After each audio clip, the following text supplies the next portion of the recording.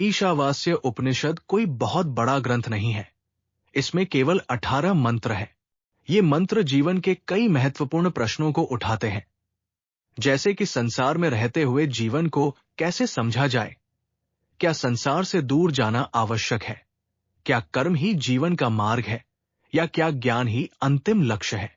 ये उपनिषद सीधे नियमों की तरह उत्तर नहीं देता, बल्कि संकेतों के माध्यम से दिशा दिखाता है। इसका पहला मंत्र एक महत्वपूर्ण विचार प्रस्तुत करता है। संपूर्ण जगत एक व्यापक सत्ता से जुड़ा हुआ है। ये एकता विविधता के पीछे एक गहरी समझ को दर्शाती है, जिससे स्वामित्व और अलगाव का भाव कम हो सकता है।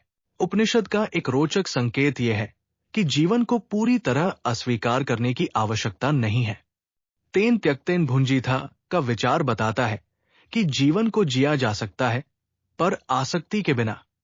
वस्तुओं का उपयोग करें, पर उनमें पूरी तरह खो न जाएं। ये त्याग और भोग का संतुलन उपनिषद के कई मंत्रों में दिखाई देता है। ईशावास्य उपनिषद केवल आध्यात्मिक ज्ञान की ही बात नहीं करता, बल्कि विद्या और अविद्या दोनों का उल्लेख करता है।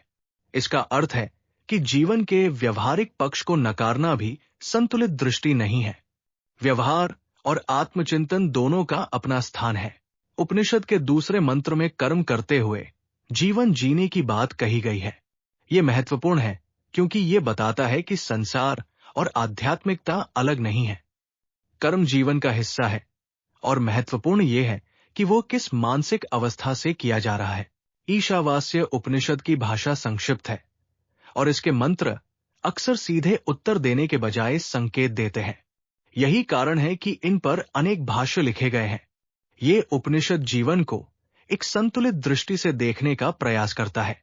समग्र रूप से ये उपनिषद हमें दो अतिवादों से बचने की सलाह देता है: केवल भोग में डूब जाना या संसार को पूरी तरह अस्वीकार कर देना। इन दोनों के बीच एक संतुलित मार्ग संभव है। जीवन को समझना, कर्म करना और आसक्ति को पहचानते रहना।